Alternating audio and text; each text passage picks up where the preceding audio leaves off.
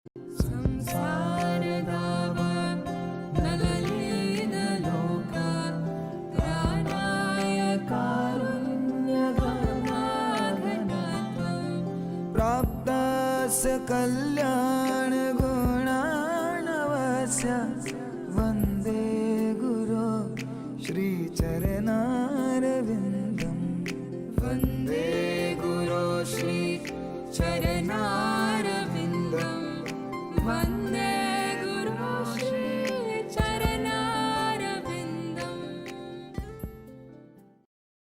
ॐ अज्ञानतिमिरन्धस्य ज्ञानाञ्जनशलाकया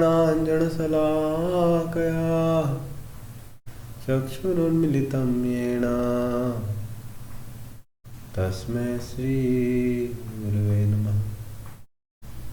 नमो विष्णुपादाय कृष्णापृष्ठाय भूतले श्रीमते भक्तिवेदान्त स्वामिनिति नामिने। नमस्ते सरस्वती देवे गौरवाणी प्रचारिणे निर्विशेष शून्यवादी पाश्चात्य देशतारिणे। जय श्री कृष्ण चैतन्य प्रभु नित्यानंद श्री अद्वैत गदाधर शिवसदि गौर भक्तवृंद। हरे कृष्णा कृष्णा कृष्ण हरे हरे, हरे राम राम राम हरे हरे। हरे कृष्णा। तो आज हम लोग भगवद गीता चर्चा करेंगे। कल हम लोगों ने देखा था कैसे जब आदमी दुर्योधन कैसे कितनी चिंता में है, सबको मैनिपुलेट कर रहे हैं। तो जब आदमी भौतिक चेतना में होता है, जब भगवान से नहीं जानता है अपना रिश्ता को, हमेशा चिंतित रहता है। जब तक भगवान से रिश्ता नहीं जुड़ेगा तब तक हमेशा आदमी के मन में भय लगा रहेगा। गोपाल जी बोलते हैं जब तक कृष्ण आपके जीवन के उद्देश्य नहीं रहेंगे हमेशा आप परेशान रहेंगे। और आदमी सोचेगा कृष्ण को छोड़ के और कोई भी चीज़ को लक्ष्य बनाएगा, उसके लिए परेशान रहेगा प्राप्त करने के पीछे, और जैसे वो मिलेगी पता चलेगा उसे भी शांति नहीं मिलेगी, फिर कुछ और खोजेगा। इस प्रकार से आदमी का जीवन खत्म हो जाता है सोच के कि मेरे को, इसीलिए जीवन में कृष्ण को ही लक्ष्य बनाना चाहिए। और हम देखते हैं दुर्योधन के कृष्ण लक्ष्य नहीं है, तो इसलिए वो हमेशा पीड़ित है। कभी कोई स्त्री को चाह रहा है, द्रौपदी को चाह रहा है, कभी राज्य को चाह रहा है, कभी ये चाह रहा है, कभी वो चाह रहा है। और देखिए सबको मैनिपुलेट कर रहा था, भीष्मदेव को, द्रोणाचार्य को। द्रोणाचार्य को सबसे पहले बोला आप हैं हमारे पार्टी में, ताकि उनको कॉन्फिडेंस मिले। फिर उसके बाद भीष्म पितामह को बोल रहे कि आप लोग सब भीष्म पितामह हमारे पार्टी में है, उसके कारण हम लोग जीत जाएंगे। बाकी लोग कोई फील करा रहा है भीष्म बूढ़े हो गए हैं, आप लोग भी कुछ कीजिए। सबको क्या कर रहा है अपने पार्टी में, सबको उत्साह दे रहा है। लेकिन आप कितना ही कुछ कर लीजिए, जब तक जीवन में कृष्ण नहीं रहेंगे आप सिर्फ चिंता चिंता चिंता करते करते आप एक दिन मर जाएंगे। तो भीष्म पितामह तो भक्त थे, वो समझ गए कि झूठ मूठ का प्रयास कर रहा है इतना, इसको लग रहा है कि हम लोग के प्रयास करने से हम लोग को ये उत्साह दे देगा, हम लोग जीत जाएंगे। अरे कृष्ण जिसके पक्ष में वही जीतेगा। तो भीष्म पितामह ने क्या किया, शंख बजा दिया। 12 नंबर श्लोक से पढ़ेंगे। तस्य संजनयन हर्षम कुरु वृद्ध पितामह सिंहनादम विनद्योच्चै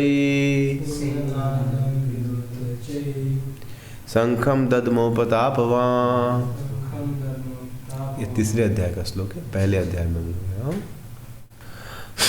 तो उन्होंने भीष्म पितामह ने क्या कर दिया, शंख बजा दिया, ताकि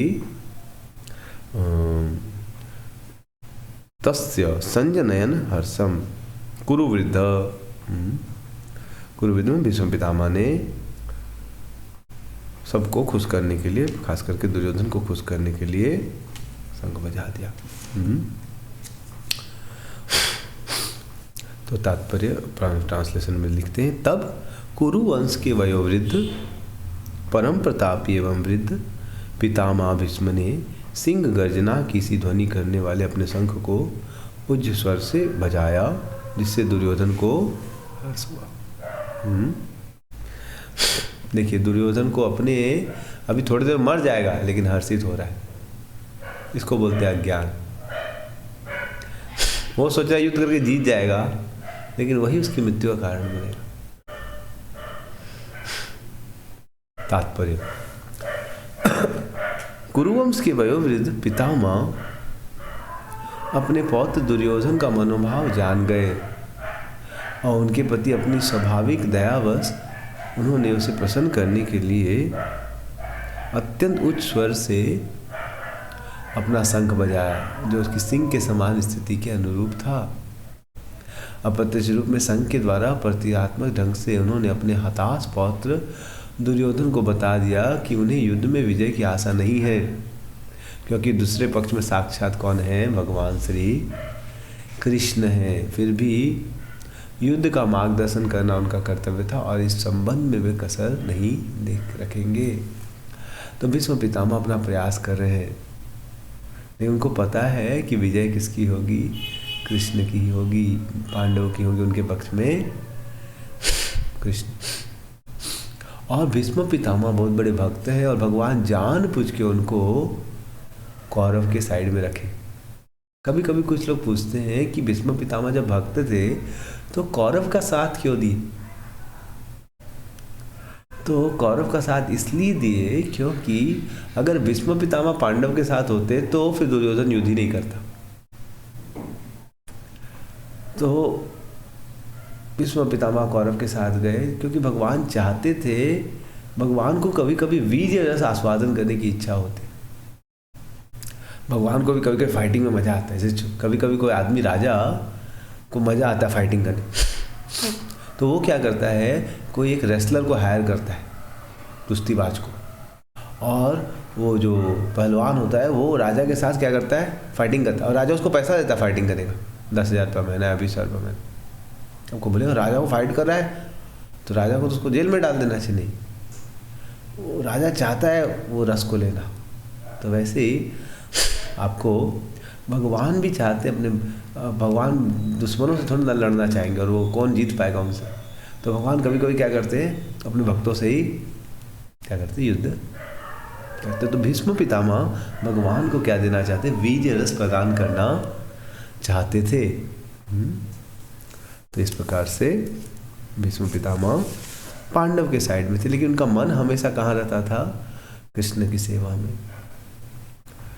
और इसीलिए रिजल्ट क्या पता चला, जब वो मर रहे थे तो उनका किसका स्मरण आया था, उनको कृष्ण का। कृष्ण स्वयं प्रकट हो गए वहाँ पर। वो बोले, कृष्ण मैं आपको सिर्फ दर्शन करना चाहता हूँ, आपको देखते हुए प्राण त्यागना चाहता हूँ। और उनके शरीर में पूरी बाण लगी, फिर भी वो कृष्ण कथा बोल रहे। तो पता चलता है कि भीष्म पितामह बहुत बड़े भक्त थे। उसके बाद जब भीष्म पितामह ने शंख बजाया तो बाकी लोगों ने भी अपने शंख बजा दिए। कुछ लोग अपना बुगुल बजाने लगे, अलग अलग जो भी थे सबके हाथ में सब लोग बजाने लगे। युद्ध में अब चालू हो गया है। अब देखिए 14 नंबर श्लोक में अभी तक हमारे संजय ने दुर्योधन की तरफ के भाव को बताया कि दुर्योधन क्या सोच रहे, कौरव लोग क्या सोच रहे, क्या चल रहा है। अब देखिए सीन चल जा रही है कहाँ पर, पांडव की ओर। कैमरा को अब फोकस करके कौरव की पार्टी से किधर ले जाया जा रहा है, अब पांडव की पार्टी को ले जाया जा रहा है। अब देखिए वहाँ पर क्या भाव था। हमने देखा दुर्योधन का भाव क्या है, पॉलिटिक्स टाइप, सबको मैनिपुलेट कर। तो जब कैमरा किसके तरफ ले जा रहे हैं, संजय पांडव की ओर ले जा रहे हैं, तो पांडव लोग के लिए सबसे इंपॉर्टेंट कौन था, समझ रहे हैं। पांडव लोग के जीवन में देखिए दुर्योधन सबसे पहले बात किया तो अपने शक्तिशाली भीष्म, दोनों ये लोग की बात कर रहा है, और कौरव के पांडव की ओर देख रहा है तो भीम अर्जुन को देख रहा है। लेकिन देखिए अब पांडव लोग के बारे में जब बताया जा रहा है तो संजय सबसे पहले उनकी दृष्टि किधर जा रही है, देखिए ततस्वेत हयेर्युक्तै महती शनंदने स्थितौ माधव पांडवश्चैव दिव्यो शंखो प्रदमतु। ततः मतलब तत्पश्चात, श्वेत ही, श्वेत, हयई मतलब घोड़ों से, युक्ते युक्त, महति मतलब विशाल, स्यनंदने, स्यंदने मतलब रथ में, स्थितौ आसीन बैठे थे। माधव कौन? कृष्ण। तो सबसे पहले पांडव लोग का जब सेना को बता रहे तो संजय किसको देख रहे हैं? कृष्ण को देख रहे हैं, समझ रहे हैं? उसके बाद किसी और के बारे में बता रहे। तो जब इधर से शंख बजा तो इधर पांडवों ने भी सबसे पहले कृष्ण ने अपना शंख बजा दिया, और इनके शंख को क्या बजाया जा रहा है? दिव्य बताया जा रहा है। दूसरी ओर से श्वेत घोड़ों द्वारा खींचे जाने वाला विशाल रथ पर आसीन कृष्ण तथा अर्जुन ने अपने अपने शंख बजाए। देखिए यहाँ पर भगवान कृष्ण पहली बार गीता में एंट्रेंस ले रहे। जैसे फिल्म होता है ना, उसमें हीरो को एंट्री होता है, समझ रहे हैं? कोई लड़की परेशान है और फिर हीरो आता है, वो कहीं से कूद के एकदम प्रकट हो जाता है, एकदम, समझ रहे हैं? वैसे ही भगवान भी युद्ध भूमि में एकदम, समझ रहे हैं, क्या हो गए? प्रकट हो रहे। लेकिन किसके रूप में प्रकट हो रहे हैं भगवान? ड्राइवर के रूप में। भगवान इतने बड़े ग्रंथ भगवत गीता जो विश्वविख्यात होगा, पूरे दुनिया भर में लोग इसको पढ़ेंगे, अपना इंट्रोडक्शन भगवान किस रूप में दे रहे? आप किसी के पास जाएंगे तो अपने बारे में बताएंगे ना कि हम इंजीनियर है, ये है, वो है, हमारे ये खासियत है, हम ये आइटम बढ़िया बना सकते हैं, ये वो। तो भगवान अपना इंट्रोडक्शन कैसे दे रहे हैं? कि मैं भक्तों का दास हूं। भगवान को सबसे अच्छा क्या लगता है? भक्तों की सेवा करना। इसलिए वो अपना इंट्रोडक्शन गीता के अंदर कैसे दे रहे हैं? रथ को ड्राइव कर रहे हैं, ड्राइवर के रूप में, कि जो भक्त है उसके जीवन का मैं क्या बन जाऊंगा? ड्राइवर, पार्थ सारथी। इसलिए फोटो में प्रभुपाद जी ने गीता के आगे यही डाला कि कृष्ण अर्जुन को रथ को हाँक रहे, समझ रहे? तो यह बताता है कि कृष्ण जो भक्ति करेगा उसके जीवन में, उसके लिए ड्राइवर तक बन जाएंगे और उसे भौतिक जगत से ड्राइव करके कहाँ ले जाएंगे? गोलोक वृंदावन तक ले जाएंगे। बस क्या करना है? हरे कृष्णा कृष्णा कृष्णा हरे हरे, हरे राम राम राम हरे हरे। दिन बंधु दीनाना मेरी डोरी तेरे हाथ, दिन बंधु दीनाना मेरी डोरी तेरे। अर्जुन ने क्या किया? भगवान को समर्पण किया। युद्ध के पहले जब उसको चयन करने का मौका मिला, नारायणी सिनेमा वर्सेस कृष्ण जो कि हथियार भी नहीं उठाएंगे, तुरंत अर्जुन ने क्या उठा लिया? कृष्ण को चुन लिया। तो भगवान पूरा खुश हो गए कि अरे ये तो मेरे को चाहता है। तो भगवान दास बन जाते हैं। जो भक्त भगवान पे निर्भर करता है, जो भी आदमी माला करता है, भगवान उसके जीवन की डोरी खुद अपने हाथों में ले लेते। इसलिए आदमी को बहुत अच्छे से माला करनी चाहिए। हरे कृष्ण कृष्ण कृष्ण हरे राम राम राम हरे हरे, हरे कृष्ण कृष्ण कृष्ण हरे हरे, हरे राम राम राम। इस प्रकार से जो जीवन में अपनी भाग दौड़ को, सुबह जो हम लोग 16 माला करते हैं, किसके समान है? ये इसी के समान है कि जैसे अर्जुन ने कृष्ण को चुना, नारायणी सेना को नहीं चुना। वैसे जो 16 माला करते हैं वो चाहे तो 16 माला के समय और भी कुछ कार्य कर सकते हैं, और भी पैसा कमा सकते हैं 2 घंटे 3 घंटे में, लेकिन वो लोग क्या करते, बोलते नहीं कृष्ण मुझे आप चाहिए, मुझे आपके बिना नारायणी सेना नहीं चाहिए। तो इस प्रकार से भगवत गीता चालू हो रही है। भगवान एंट्रेंस ले रहे हैं भक्तों के सेवक के रूप में। तात्पर्य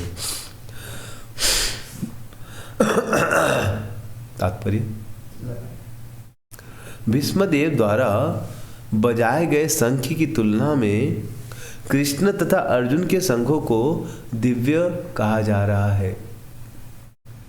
उधर कौरव के शंख को क्या बोला गया? बोला बहुत जोर से आवाज हुई, लेकिन अर्जुन और कृष्ण के शंख को क्या बोला गया? दिव्य बोला गया। दिव्य शंखों के नाद से सूचित हो रहा है कि दूसरी पक्ष की विजय की कोई आशा न थी, क्योंकि कृष्ण पांडवों के पक्ष में थे। जयस्तु पांडुपुत्राणाम जेसाम पक्षे जनार्दन। बोल रहे हैं पांडु पुत्रों की जय होगी, क्योंकि उनके पक्ष में कौन है? जनार्दन। उनके पक्ष में कौन है? जनार्दन। जो भगवान के भक्त नहीं होते वो लोग कितना भी प्रयास करें लेकिन जो भक्त होते वो कम प्रयास में भी विजयी हो जाते। हम देखते हैं कि रावण ने कितना प्रयास किया। देखिए, लंका का स्वामी बनने के लिए रावण ने 10,000 सालों तक तपस्या की। उसके बाद कहीं जाके लंका क्या बना? राजा बना। और इधर विभीषण को देखिए, उसके जीवन में कौन थे? राम जी थे। हमेशा राम जी की भक्ति करता था। कुछ नहीं था उसके पास, पैसा भी नहीं, कुछ नहीं, लेकिन हमेशा राम को अपना हृदय से लगा के रखता था। तो रावण इतना शक्तिशाली था। सोचिए, अगर रावण विभीषण को मारना चाहे तो बहुत आसानी से मार सकता था, लेकिन हमेशा भगवान विभीषण की रक्षा करते रहे। एक बार जब विभीषण ने देखा कि रावण भगवान राम से युद्ध करना चाह रहा है, तो इसको सिखाने के लिए विभीषण ने बोला, भैया आप युद्ध करोगे वो राम आपको मार देंगे। राम बहुत शक्तिशाली। लेकिन जब आदमी की बुद्धि विपरीत हो जाती है तो उसको कुछ समझ में नहीं आता है। रावण को बहुत लोगों ने समझाया था, लेकिन हमारा रावण नालायक कुछ समझता ही नहीं था। समझ रहे? एक बार युद्ध होने वाला जब था तो वो अलग अलग जगह से भी, जब उसने सुना राम जी बहुत शक्तिशाली, तो अलग अलग लोगों के पास जाके बोला था तुम लोग मेरी मदद करो।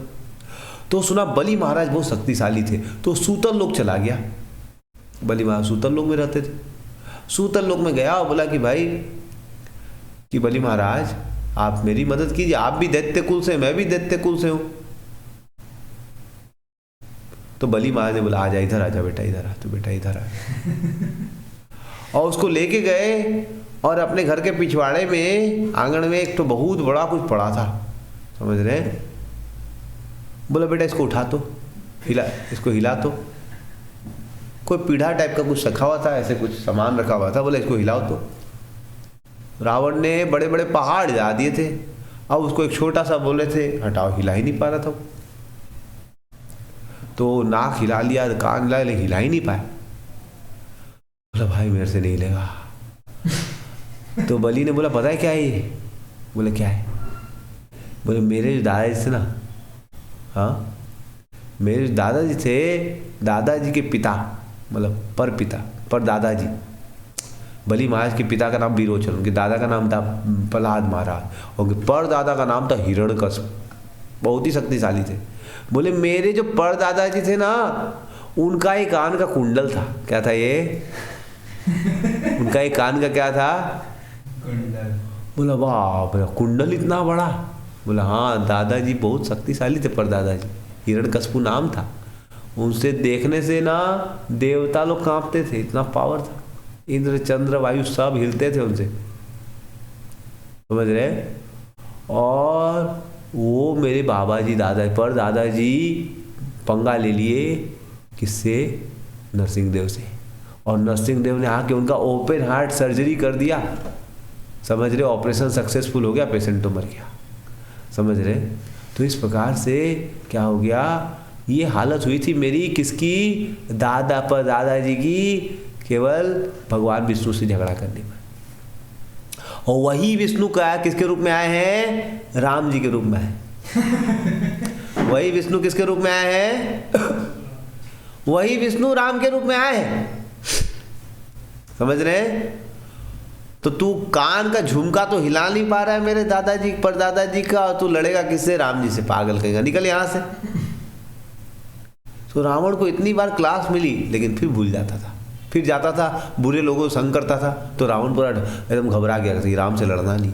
लेकिन फिर जाके गया तो कुंभकर्ण सब बोला अरे डर रहे क्यों भैया, चलिए ना युद्ध करते, क्या दिक्कत है, हमारे पास इतना वरदान है ये वो। फिर लड़ने लग गया। तो विभीषण ने फिर समझाया भैया अरे इतना लोग मारा गया, छोड़ दो, क्यों युद्ध करना चाह रहे हो आप? खरदूषण को उड़ा दिया उन्होंने 14,000 सैनों के साथ। फिर भी रावण को समझ में नहीं आ रहा था।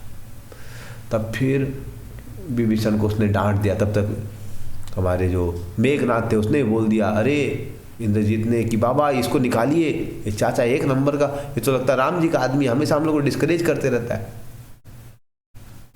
तो रावण को गुस्सा आ गया, बोलो तुम यहाँ से निकल, निकल, तू भाई हो के दगाबाज है, तू हमेशा राम का नाम लेता है, तू निकल जाए यहाँ से, नहीं तेरा गला काट दूं। विभीषण लाख समझाए, लेकिन वो समझा नहीं। तो फिर विभीषण बेचारा भगवान राम के शरण में गया। और जब भगवान राम के शरण में गया तो वहां पर आकाश मार्ग से उड़ के गया। और भगवान सेतु बंध के बगल में एक स्थान है, वहां बैठे थे अंगद, हनुमान, जाम्बवान, सुग्रीव सबके साथ। तो जब गुप्तचरों ने इंफॉर्मेशन दी कि रावण का भाई विभीषण आया है, शरणागत होने के लिए बोल रहा है, तो भगवान को सुग्रीव ने तुरंत बोल दिया, भगवान इसको शरणागति मत दीजिए, इसमें रावण का खून है, कोई भरोसा नहीं। सबसे पूछा गया, फिर अल्टीमेटली हनुमान जी से पूछा गया। हनुमान जी बोला, देखिए मैं जब लंका गया था तो मैं देखा था कि विभीषण के घर से राम की आवाज़ आती थी। विभीषण हमेशा राम नाम का नाम लेता है, विभीषण भक्त है। और भगवान राम को कोई डरने की बात है नहीं, अगर कोई गलत करना भी चाहेगा तो उनका कोई गलत कर नहीं सकता। इसलिए मुझे लगता है भगवान आपको इसको शरणागत को शरण दे देनी चाहिए। तो भगवान राम ने बोला, हाँ। वाल्मीकि रामायण में वर्णन आता है, भगवान राम बोलते हैं, सख्य देव प्रपन्नोयम तव स्मृति याचते। कोई एक बार भी अगर मेरे शरणागत हो जाएगा और बोलेगा, हे भगवान राम मैं आपकी शरण लेता हूँ, भगवान बोलते मैं उसको उसी दिन अपना बना लूँगा और मैं उसको शरण दे दूँगा, उसका भय सब खत्म कर दूँगा, उसको मैं अभय दान दे दूँगा। तो इस दुनिया में अभय कब प्राप्त होगा? जब कृष्ण की शरण लेंगे, तब आप अपने आप क्या हो जाएंगे? अभय हो जाएंगे। और उसके बाद वो प्रणाम कर ही रहा था विभीषण, भगवान ने बोला, उठो लंकेश, और उसका अभिषेक कर दिया। तब सभी आचार्यों ने पूछा, भाई भगवान आपने इसका अभिषेक कर दिया, अभी तो युद्ध हुआ भी नहीं, अभी आपने लंका का स्वामी बना दिया। बोला, इसको मैं लंका का स्वामी बना दिया। देखिए, जिस लंका को जीतने के लिए हमारे रावण ने 10,000 साल तपस्या की, ये किया वो किया, भगवान कृष्ण के सामने, राम जी के सामने केवल एक प्रणाम करने मात्र से भगवान राम ने विभीषण को क्या कर दिया? लंका का राजा बना दिया। हरि बोल। तो इसलिए जो भगवान के विपरीत लोग होते हैं, उनके पास कितनी भी शक्ति हो, जैसे दुर्योधन के पास बहुत शक्ति थी, लेकिन उनकी शक्ति दिव्य नहीं थी। तो आदमी कितनी मेहनत करे, भगवान के विपरीत रहेगा, उसकी 1000 गुना फल करने से इतना सा फल मिलेगा। और जो भगवान को जीवन में जोड़ लेता है, वह थोड़ा सा काम करके भी वो जीवन में सफल प्राप्त कर ले। तो यही गीता का सार है। इसलिए बोल रहे हैं, जयस्तु पांडुपुत्राणाम येषां पक्षे जनार्दन। जिसके पक्ष में भगवान श्री कृष्ण होते हैं, उन्हीं की विजय होती है। नीचे अंडरलाइन किया हाँ। और जहां जहां भगवान विद्यमान है, वहीं वहीं लक्ष्मी भी रहती है, क्योंकि वे अपने पति के बिना नहीं रह सकते। अतः जैसा कि विष्णु या भगवान कृष्ण के शंख द्वारा उत्पन्न दिव्य ध्वनि से सूचित हो रहा है, विजय तथा श्री दोनों ही अर्जुन की प्रतीक्षा कर रहे थे। इसके अतिरिक्त जिस रथ में दोनों मित्र आसीन थे, वह अर्जुन को अग्नि देवता द्वारा प्रदत्त था। और इससे सूचित हो रहा है कि तीनों लोक में जहाँ कहीं भी यह जाएगा, वही विजय निश्चित थी। तो जीवन में आप अगर कृष्ण को जोड़ लेंगे, जैसे हम 16 माला करते हैं, भागवत पढ़ते हैं, ये क्या है? कृष्ण को जोड़ लेना, तो आप निश्चित रह सकते हैं कि आपके जीवन में सफलता अवश्य आएगी। सफलता अवश्य आएगी। कभी कभी लग सकता है कि हम कृष्ण के पक्ष में जा रहे हैं, नुकसान हो रहा है, लेकिन ऐसा होगा नहीं। कृष्ण किए हुए उपकारों कभी नहीं भूलते, किए उपकारों को कृष्ण कभी, और कृष्ण अभी नहीं दे रहे तो बाद में इंटरेस्ट के साथ देंगे। अगर अभी आपको कुछ नहीं दे रहे हैं, कृष्ण आप भजन कर रहे हैं अच्छे से, कृष्ण के लिए समर्पित कर रहे हैं, तो बाद में आपकी इच्छा से ज़्यादा देंगे। देखिए प्रभुपाद जी का जीवन देखिए, 1922 में उनको गुरु जी ने इंस्ट्रक्शन दिया, आदेश दिया कि आप विदेश में जाके प्रचार कीजिए। प्रभुपाद जी ने 44 साल तक प्रयास किया लेकिन फल नहीं आया, एक आदमी भक्त नहीं बना। 1922 में तो गृहस्थ आश्रम में थे लेकिन वो कुछ कर नहीं पाए थे, लेकिन जहाँ तक होता था पैसे सपोर्ट करते थे गुरुजी को। फिर 1933 में उन्होंने दीक्षा ली और फिर मंदिर में सपोर्ट करने लगे, लेकिन फिर भी कितना करें। फिर गुरुजी सपने में आते थे, बोलते थे अरे तुम जाओ प्रचार करो। फिर 1944 में उन्होंने बुक लिखना चालू किया, भगवत दर्शन मैगजीन चालू की, समझ रहे हैं। फिर 1955 में उन्होंने संन्यास ले लिया, समझ रहे हैं। और फिर वो बहुत साल प्रयास किए, वृंदावन में रहे, बुक्स लिखे, लेकिन एक आदमी भक्त नहीं बना। लेकिन अंततः 44 साल बाद 1966 में जब उन्होंने इस्कॉन की स्थापना की, 44 साल तक एक भी भक्त नहीं बना। कितना कष्ट था। उनकी गीता की कॉपी भुला, उनकी गीता जो लिखी हुई थी 10-12 साल में उन्होंने लिख के कॉपी बनाई थी गीता की, मतलब जो टिप्पणी लिखी थी उनकी पत्नी ने बेच दिया किसी चाय वाले को, चाय के बिस्कुट खरीदने। इस प्रकार से वो बुक्स बांटने जाते थे दिल्ली में, लोग उनको उल्हे ना देते थे कि अरे क्या कर रहा है बुढ़ऊ, क्या कर रहा है, तुमको काम दाम लेते नहीं। तो चाय की दुकान बोलते देखिए ये बहुत अच्छा है, पढ़िए इसको। एक बार तो इतनी धूप थी कि पापा धूप में गिर के बेहोश हो गए, लेकिन पापा जी कभी भी हार नहीं माने। 44 साल तक फल नहीं आया। उसके बाद एकाएक ऐसा हुआ, इस्कॉन की स्थापना हो गई और केवल 10 सालों में 108 मंदिर बन गए, 10,000 से भी ज़्यादा भक्त लोग दीक्षित हो गए, लाखों लाखों लोग इस्कॉन से प्रभावित हो गए। तो भगवान ने 40 साल तक रिजल्ट नहीं दिया, फिर बाद में एकाएक पूरा रिजल्ट। जैसे मान लीजिए कंपनी कभी कभी पैसा काटती है, आपको आपकी 50,000 रुपया आए हैं तो उसमें से 4,000 PF काट लेती, तो जितना काट रही है अच्छा है, बिकॉज उसका डबल आपको देती है बाद में। मान लीजिए 4,000 रुपया काटती है कंपनी, तो 4,000 रुपया अपना भी जोड़ती और वो आपके अकाउंट में जमा होता है। 4,000 आपका काट के और 4,000 कंपनी देती है, 8,000 करके। और फिर आपका 40 साल आपने नौकरी की मान लीजिए, तो जब आप रिटायर करते हैं तो आपको मोटा मोटी करोड़ों रुपये मिल जाते हैं, समझ रहे हैं। तो अच्छा है कि बुरा है? लग रहा है कट रहा है मेरा 4,000 कट रहा है, कट नहीं रहा है, वो आपके लिए भगवान व्यवस्था और बढ़िया अभी दे दे तो भी अच्छा, नहीं भी दे तो अच्छा। इसलिए भगवान को जीवन का केंद्र बनाना चाहिए, उनके लिए जीवन जीना चाहिए, जैसे अर्जुन का जीवन था। एक बार हमारे एक स्टूडेंट थे तो बताया थे मुझे कि कैसे एक बार मंदिर का जब निर्माण हो रहा था पुणे में, वो IIT कॉलेज में पढ़ते थे, उनकी जॉब लग गई थी, 2009 में पास आउट हुए थे। तो उनकी शादी हो गई, फिर उनकी इच्छा थी घर बना लेने की, उनकी माँ थी और उनकी इच्छा थी घर बना लेते तो अच्छा। तो सोचे थे अपना 23 लाख का घर खरीदेंगे, एक फ्लैट खरीदने का सोचे थे वो। फिर तभी देखे कि मंदिर भी बनने वाला है, तो उनकी इच्छा हुई मंदिर में भी कुछ सहयोग कर देते तो अच्छा रहता।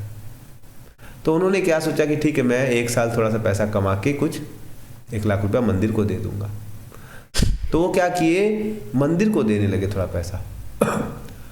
तो अब उनकी शादी हो गई थी, पत्नी कहीं मायके गई थी या कुछ, तो उन्होंने क्या किया, वो अपना फ्लैट जो 4-5 हज़ार का भाड़े में रहते थे उसको छोड़ के उन्होंने क्या किया, 500 रुपये का फ्लैट में रहने लगे, एक रूम में लेके, ताकि कुछ पैसा बचेगा तो भगवान को उनको कुछ अर्पित करना था पैसा।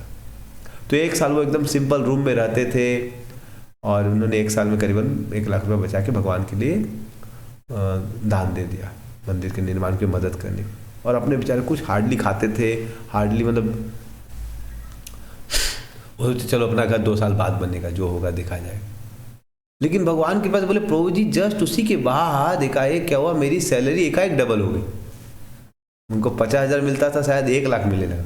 और उनकी पत्नी की भी जॉब लग गई, उसको भी 50,000 मिलने लगे। उनकी माँ को भी स्कूल में जो पढ़ाते थे, उसको टीचर थी, उनको भी कुछ डबल हो गया, इधर से भी कुछ पैसा आ गया। उनका 1 साल में 52 लाख का घर बन गया। समझ रहे हैं? वो अपने प्रयास से सोचा 23 लाख का बनाएगा, लेकिन भगवान के लिए सेवा किया तो उसको भगवान ने। तो इस प्रकार से यहाँ पर बताया जा रहा है कि कैसे पांडव की सेना में सबसे पहले संजय किसको देख रहे हैं? कृष्ण को देख रहे हैं। और कृष्ण ने दिव्य शंख बजा दिया कि मैं तुम्हारे साथ हूं, घबराओ मत। 15 नंबर श्लोक। पांचजन्यम ऋषिकेशो देवदत्तम धनंजय पौंड्रम दद्मौ महाशंखम भीमकर्मावृकोदर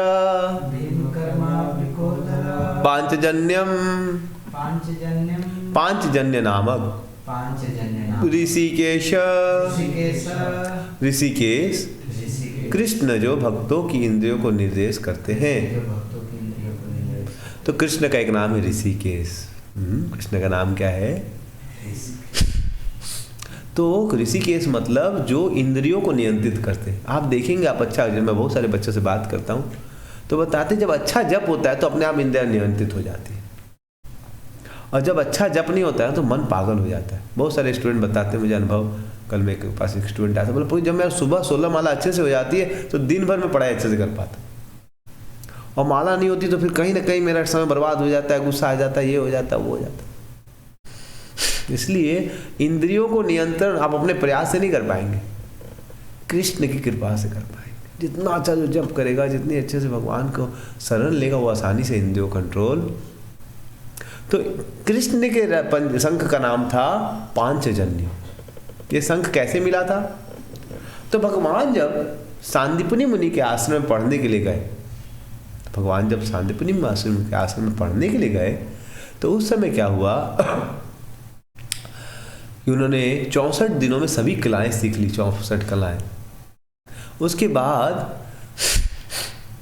भगवान गुरु जी को प्रणाम किए कि आपने मुझे सिखाया, अब मुझे कुछ गुरु दक्षिणा देने के लिए बोलिए। तो गुरु जी अपनी पत्नी से चर्चा करने लगे कि अरे हमारे घर तो भगवान आए हैं, इनसे ऐसी दक्षिणा मांगनी चाहिए जिससे इनका पूरा विश्व में प्रचार हो। भगवान के भक्त तो हमेशा हर चीज़ भगवान के गुणगान को ही सोचते हैं।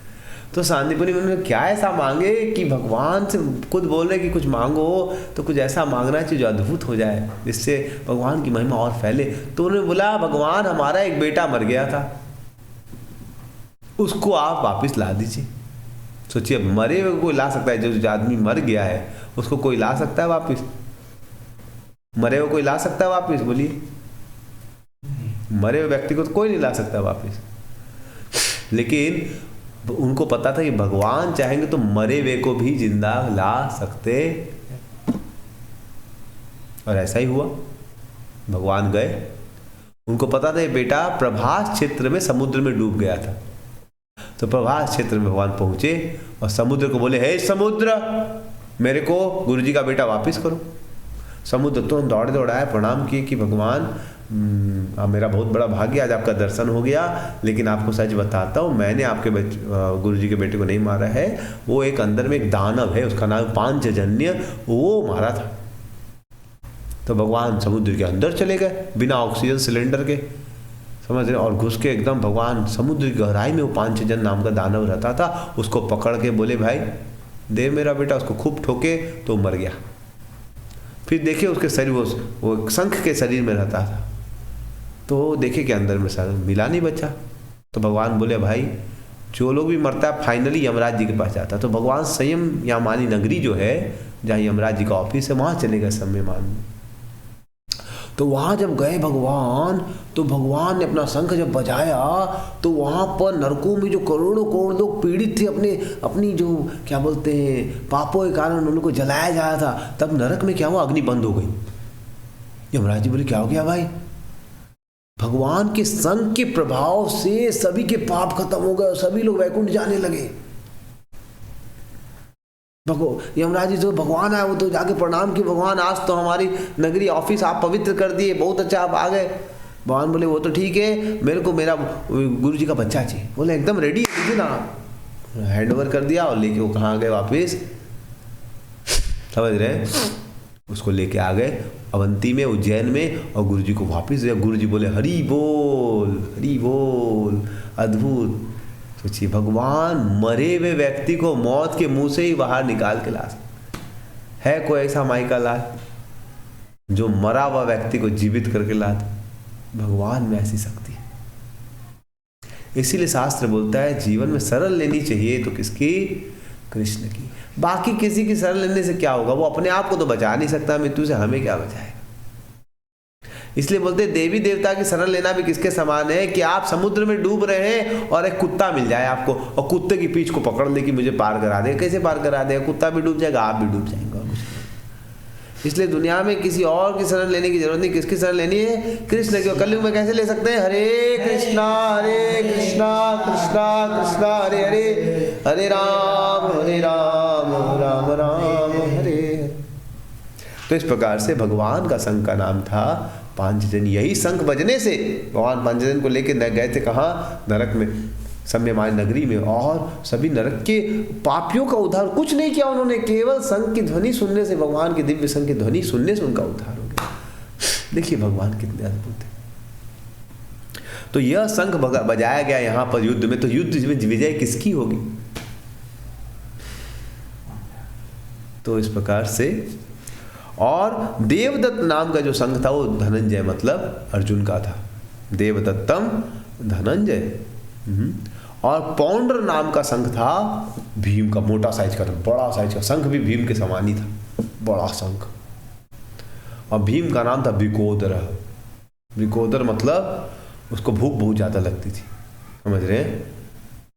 जितना हमारे पांडव लोग को खाना जब मिलता था तो उसको कुंती ने सिखाया कि कैसे विभाजन होगा। द्रौपदी जब नई बहू बन के आई तो बोले देखो जितना भी खाना आएगा ना उसको 5 भाग में विभाजित किया जाएगा, समझ रहे?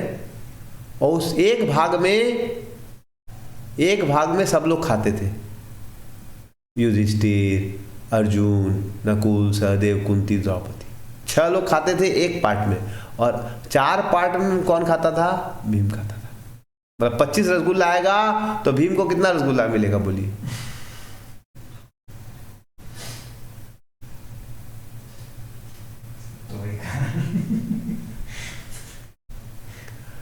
तो भीम को 20 रसगुल्ला मिलेगा और बाकी लोग 5 रसगुल्ले 6 लोग खाए।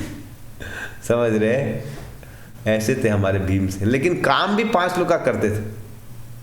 जब कोई असुर आक्रमण करता था तो भीम एक बार युधिष्ठिर को यहाँ चढ़ा लिया, अर्जुन को यहाँ चढ़ा लिया, नकुल इधर पकड़ लिया, सहदेव इधर पकड़ लिया, कुंती को गोदी में पीछे में लटका लिया और चल रहे थे।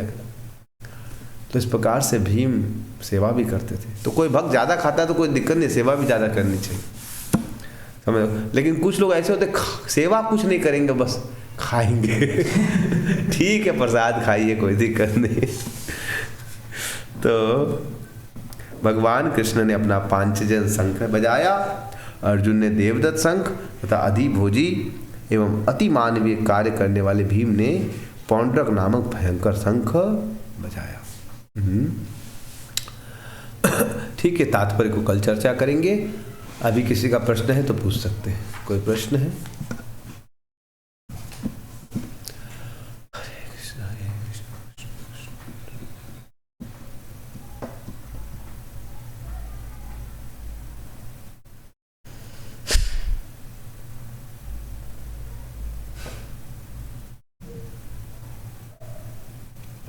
किसी का कुछ प्रश्न है तो पूछ सकते हैं।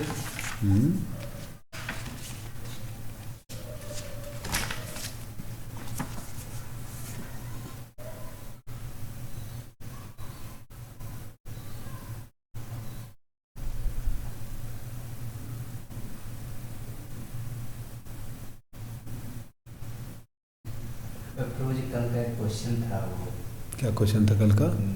मतलब मेरा ही क्वेश्चन था कि उसमें लिखा था भीष्मदेव अगर पांडव को सपोर्ट कर रहे थे तो ऐसा दुर्योधन को पता था कि वो सपोर्ट करेंगे। स्टेटमेंट से भी प्रूव होता है श्लोका में सपोर्ट करेंगे, उनको शक था। तो द्रौपदी का रक्षा क्यों नहीं किए? जब सपोर्ट करेंगे तो उनको सब रक्षा करना चाहिए। समझा नहीं क्वेश्चन क्या? पांडव का तरफ है अच्छा तो द्रौपदी का रक्षा क्यों नहीं की जब चिरहरण मारा गया? ओके, भीष्मदेव ने द्रौपदी की रक्षा क्यों नहीं की? जो भक्त थे तो हाँ सपोर्ट कर रहे थे तो पांडव का, ऐसे तो लग रहा है कि दुर्योधन का साइड ही है, तो दुर्योधन को डाउट क्यों है? नहीं, तो उसमें बताया गया आचार्यों ने कि भीष्मदेव सपोर्ट नहीं किए, ये बात का द्रौपदी को भी डाउट था। तो द्रौपदी को जब भगवान भीष्मदेव को जब वो शेष शैया में लेटे थे और उनको धर्म पे उपदेश करने के लिए बोला गया, तो द्रौपदी हंसने लगी कि ये क्या बोलेंगे, मेरी जब सही सभा में लज्जा लुटी जाती थी तो कुछ नहीं की। तो फिर भीष्म पितामह समझ गया कि ये मेरे को मिसअंडरस्टैंड कर रही, समझ रहे हैं? तो भीष्म पितामह रक्षा कर सकते थे, लेकिन भीष्म पितामह को पता था वक्त है कि भगवान आने वाले, तो भगवान के गुणों को वो क्या करना चाहते थे, स्थापित करना चाहते। वो चाहते तो वो भी कर सकते थे। जैसे नित्यानंद का जन्म चैतन्य महाप्रभु का आने के 20 साल पहले हो गया, वो भी चाहते तो हरे कृष्णा प्रचार कर सकते थे, लेकिन वो इंतजार करते कि चैतन्य महाप्रभु जब आएंगे आदेश देंगे तब मैं प्रचार करूँगा। तो इस प्रकार से भीष्म पितामह विनम्रता के कारण भगवान का, उनको पता था कि भगवान आएंगे, इसने भगवान का हाथ को दिखाने के लिए वो क्या किए, अपने आप को पीछे रखे। इसको बहुत लोग मिसअंडरस्टैंड करते हैं, लेकिन आचार्य ऐसा बताते हैं कि भीष्मदेव का ऐसा भाव था। हरे कृष्णा। और किसी का कुछ प्रश्न है?